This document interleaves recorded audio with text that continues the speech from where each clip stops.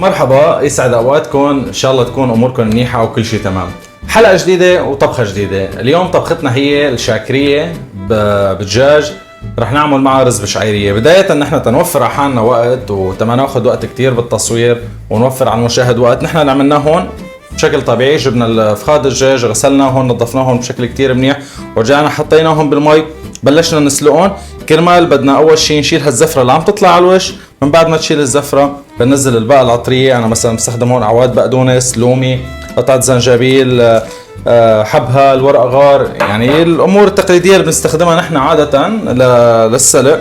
هلا بلشت تطلع عندي انا هون الزفره، بدي اشيلها من على الوش، لانه هلا نحن المرقه الدجاج اللي بدها تطلع هون بدنا نستخدمها اول شيء بطبخ الرز، وثاني شيء بدنا نستخدمها مع اللبن يلي بدنا نعمل فيه صوص الشاكريه. هلا بدنا نشيل هيدي الزفره وبننطر حتى الدجاج تقريبا عنا يبطل يطلع زفره نهائيا، كرمال ننزل البقى العطريه.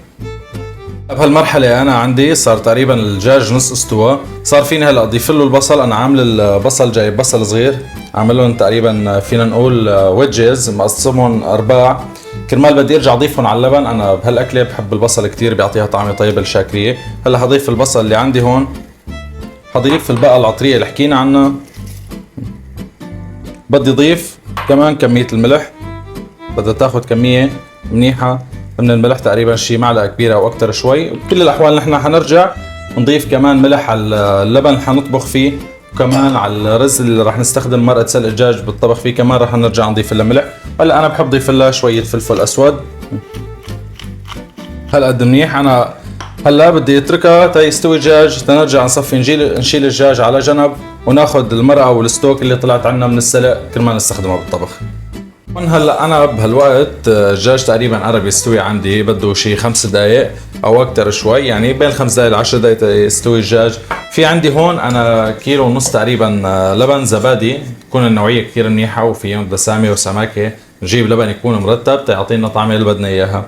حضف لهم معلقتين نشا ذره كبار، وبدي احركهم على الناعم. بدي اخلط النشا مع اللبن على البارد قبل ما ارجع احطهم على النار. هلا حطينا اللبن على النار، وبدنا نضل نحرك لحتى يوصل عنا اللبن لمرحله الغليان، تنتاكد عنا اللبن بطل يفرط بهالمرحله. تبقى بنرجع هون فينا نحن نخففه بمرقه سلق الدجاج، وفينا نضيف له الملح، ونضيف له شويه فلفل اسود وشويه نعناع ناشف.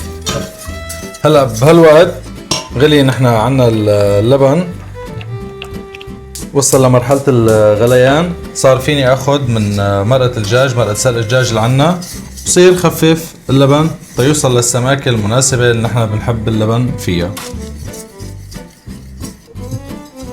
هلا بهالوقت بدي اضيف رشه نعناع ناشف ونعناع يابس، وكمان بدي احط لهم رشه صغيره فلفل اسود، وبدي احركهم وبدي ذوق قد ايه نحن هلا بحاجه انه نضيف ملح.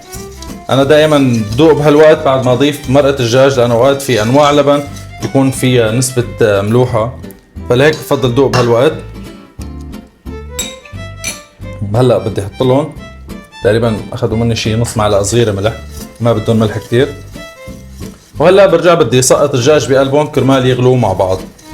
هلا في انا هون حطيت معلقه سمنه مع شويه زيت نباتي، رح نزل عليهم الشعيريه كرمال بدي اقليهم تاخذ لون، كرمال نعمل رز بشعيريه حد الشاكريه. هلا بعد ما احمرت عنا الشعيريه نزلت هيك الرز، بس بدي حمصه تحميصه بسيطه. شغلت الدقيق على نار هاديه تتفتح عنا حبه الرز قبل ما اضيف لهم مرقه الدجاج. بنقلبهم تقليب كرمال ما تكسر عنا حبه الرز. هلا بدي اضيف فوقهم مرقه الدجاج السخنه اللي عندي هون، خليها تغمر الرز. اول شي بنخليهم على نار عاليه تغلوا مع بعض، وبس صارت عنا مرقه الدجاج مستوى الرز بنوطي عليهم ونتركهم تقريبا شي ربع ساعه بيكون استوى الرز عنا. جماعة هلا استوى الرز عنا واستوت الشاكريه. بسم الله عليكم الرز كيف الحبه مفرفده كتير منيح، لانه قليناهم صح وحطينا لهم المقادير صح، غسلناهم ونقعناهم. هلا بدي طفي عليهم وبدي طفي على الشاكريه كرمال ندوق ونقدمهم مع بعض.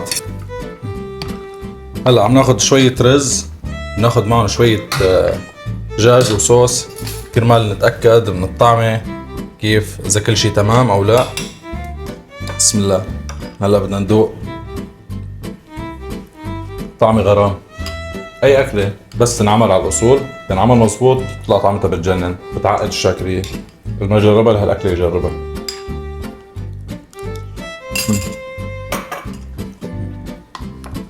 هلا بدنا نسكب الرز بهيدا الصحن.